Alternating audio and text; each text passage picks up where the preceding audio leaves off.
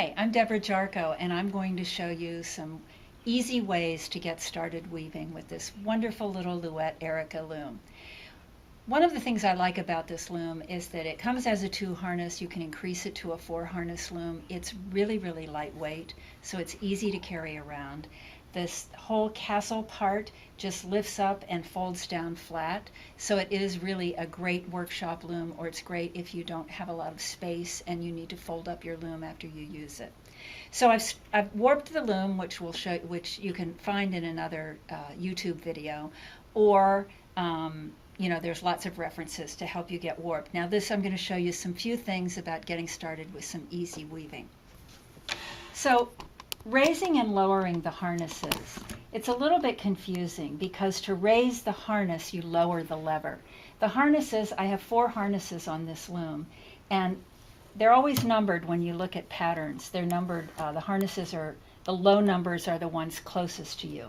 So this one that I'm raising the harness by lowering the lever, that's harness 1, harness 2, harness 3, and harness 4, okay? So you can raise and lower them in combination, like there's harness 1 and 3 raised, and here's harness 2 and 4 raised, okay? So to do plain weave, which is the simplest weave structure, you go over one thread, under the next, over one, under the next. And then on the next row, the threads that you went under on the previous row, you go over on that row. So you're always alternating. So I'm going to do just a little bit of plain weave to show you how easy that is. I'm raising harnesses 1 and 3, and I'm putting my weft through. Okay. And then there are several different ways you can do this. You can put your weft through, you can beat, and then you can change harnesses. Okay? People ask, what is the right way to do this? There's really no right way. I find if you're consistent, that's the important thing.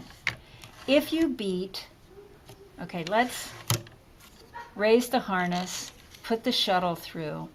If I beat now, the threads here are completely open where I'm going to be. I'm beating this down. The threads are crossed on the side of the weft thread towards me, but they're completely open on the side towards the harnesses. So they meet some resistance as they're being packed down because the thread is crossed right here that they have to pack into. If instead, when I do this, I close the shed and all the threads are completely even when I beat, it meets less resistance, so it packs in a little bit better. If I change and I open the next shed, it's completely, it's flat on the side that I'm packing it into, but it's crossed on the side near the beater. So you can see that the thread meets different amounts of resistance when you beat it in, depending upon your method of leaving the shed closed, open, or into the new shed when you go to beat. And you just need to see what kind of cloth you want to weave. It doesn't really make any difference how you do it. It's just being consistent because your threads won't pack in the same if you change how you beat. So I'm putting my shuttle through. I find it easy to put my shuttle through, change sheds, and then beat. That's what I'm doing on this particular piece. So I'm putting my weft through, I'm changing sheds, and then I'm beating.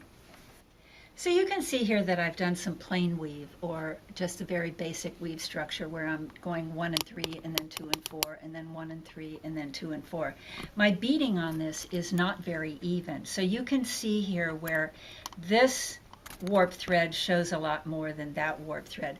Your aim for plain weave, at least my aim in this one, is to have a balanced weave structure, meaning that I would have the same number of weft threads per woven inch as I have warp threads per width of inch.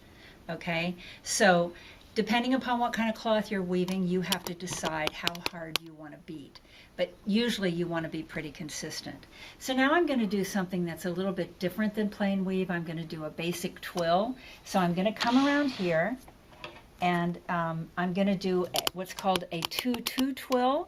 So I'm going to raise harnesses 1 and 2. All right, lower the levers, raising the harnesses. And I'm going to bring this in, and I'm coming through. And then I'm going to chain sheds and beat. So I'm going to be doing 1 and 2, 2 and 3, 3 and 4, and then 1 and 4, so that I have a sequence of threads going through. Now, with twill, you usually have what's called a floating selvage, or an edge thread that catches your weft and keeps it going all the way to the side. I didn't put a floating selvage on this, so sometimes I might have to manually go around the edge thread in order to make sure that it's caught in my weaving pattern. So 1 and 2, I'm ready for 3 and 4, putting this one through. Okay.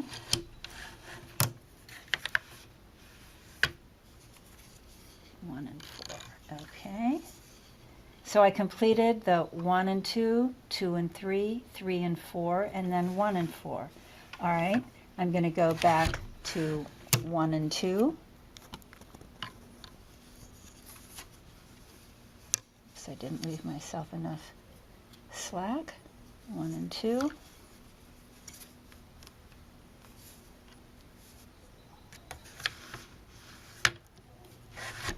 2 and 3. And you can, well, no, I caught it there. 2 and 3.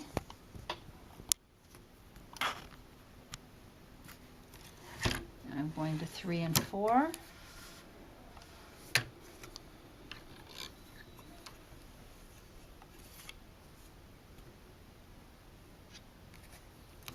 And then I'll go to 1 and 4. So you can see here how this makes a completely different pattern. Here I've got the plain weave, which is just a basic grid, and here I have these wonderful diagonal lines. There are all sorts of different patterns that you can weave into your cloth, and those are what your weaving reference books are for. And you can find a lot more information at louet.com.